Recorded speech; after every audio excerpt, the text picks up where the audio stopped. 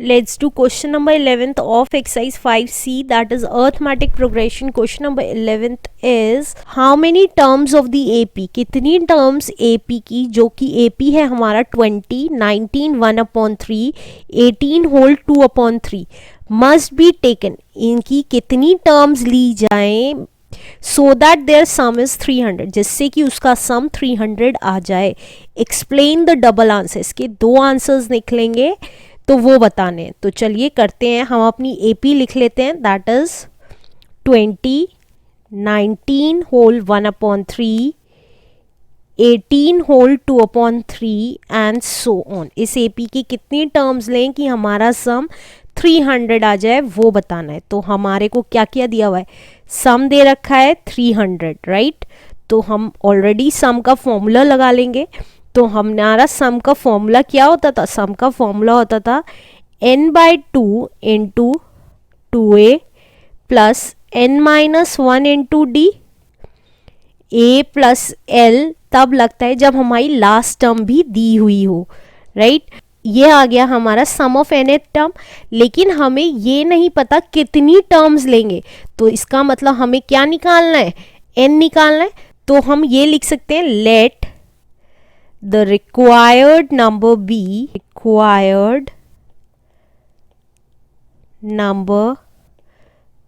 n, right. तो अब हमारा सम कितना दे रखा है, दैट इज 300 दे रखा है ऑलरेडी.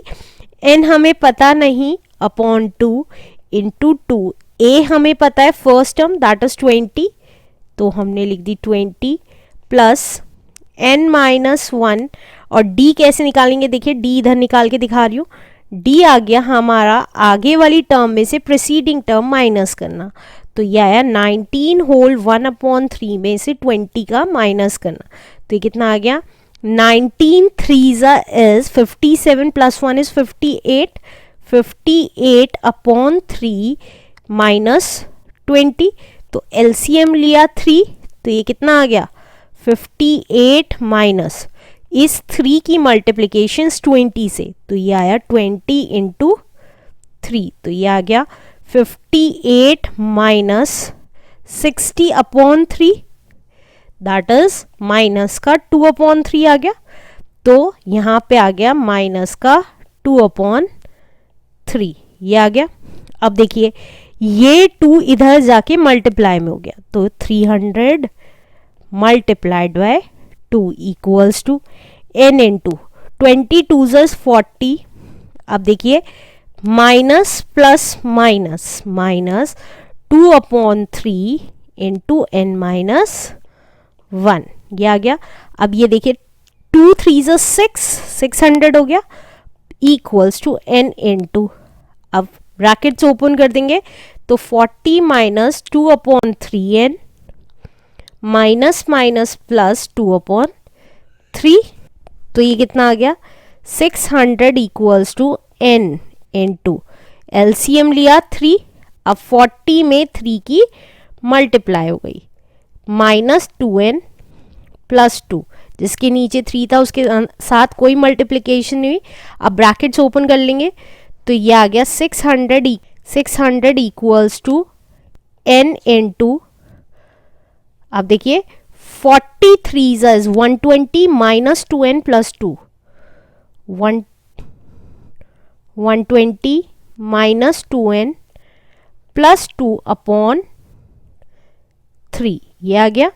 अब इसको सॉल्व कर लेते हैं, कैसे करेंगे, देखिए 600 इक्वल्स टू n इंटू 120 में 2 ऐड हो जाएगा, तो ये आ गया 122 माइनस 2n/3. और ब्रैकेट्स ओपन करते ही इसकी मल्टीप्लाई इसके साथ हो जाएगी, तो मैं नेक्स्ट स्टेप पे लेके जाऊंगी. तो ये आया 122n minus 2n square upon 3.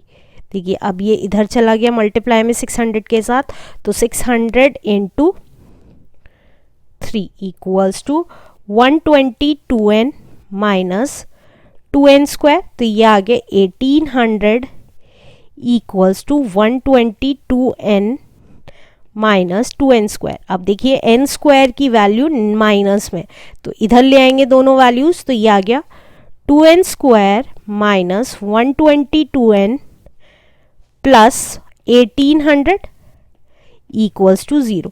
अब पूरी इक्वेशन 2 से डिवाइड हो रही है, तो 2 से डिवाइड कर दी, तो ये आ गया n² minus 61n plus 900 equals to 0। अब फैक्टराइजेशन करेंगे तो 900 की मल्टीप्लिकेशन n² में, तो ये आ गया 900 n²। अब इसके ऐसे दो फैक्टर्स प्लस माइनस करके 61 आए, तो 900 के फैक्टर्स निकाले, 3 3s are 9, 2 zeros, 3 1s are 3, 2 zeros, 2 5s are 10, 0, 2 25 and 5 5s are। तो अब इसके क्या फैक्टर्स बनेंगे देखिए, 3 3s are 9, 9 2s are 18, 25 2s are 50, 18 and 50 68 नहीं बन सकता, 3 3s are 9, 9 4s are 36 and 25, 36 and 25 या 61, तो ये आ गया 36n and 25n। तो इसको क्या लिख सकते हैं, n² माइनस 36n, क्योंकि दोनों माइनस के रहेंगे आपस में ऐड हो रहे हैं, तो minus 25n plus 900 equals to 0। यही सेम इक्वेशन दोबारा लिख रही हूँ नेक्स्ट पेज पे, जिससे कि आपको बार बार पीछे ना देखना पड़े। तो ये आ गया minus 25n plus 900 equals to 0। अब इन दोनों में n कॉमन है, इन दोनों में 25 कॉमन है, तो n कॉमन लिया तो ये आ गया n माइनस 36, और माइनस का 25 कॉमन लिया तो ये आ गया n, साइन चेंज हो जाएगा क्योंकि बाहर माइनस कॉमन था, 36 इक्वल्स टू 0। तो ये कितना आ गया, n माइनस 36 कॉमन लिया तो क्या बच गया, n माइनस 25 इक्वल्स टू 0। तो n माइनस 36 को 0 के इक्वल रखा तो n आ गया 36, एंड n माइनस 25 को 0 के इक्वल रखा तो n आ गया हमारा 25, राइट। तो वो कहता है डबल आंसर्स निकलेंगे, यस डबल निकलेंगे। क्या मतलब है इसका, देखिए इन दोनों में से छोटी टर्म कौन सी है, 25, तो इसका मतलब हमारी फर्स्ट 25 टर्म्स का सम कितना है, 300। और लेकिन वो कह रहे हैं फर्स्ट 36 टर्म्स का भी हमारा सम 300 है। तो कैसे पता चलेगा कि किसका है, हम ये कह सकते हैं फर्स्ट 25 टर्म्स का तो हमारा सम 300 है, लेकिन उसके बाद की जितनी भी टर्म्स 36 तक हैं उनका सम 0 है। तो हमने ये कहा sum of first 25 terms is equals to sum of first 36 terms. तो ये कब इक्वल हो सकता है, व्हेन इन दोनों के टर्म्स के बीच का डिफरेंस क्या है, 11 है, when sum of last 11 term is 0। जब सम ऑफ लास्ट 11 टर्म्स का सम 0 होगा तो फर्स्ट 25 टर्म्स का सम हमारा 300 होगा आंसर।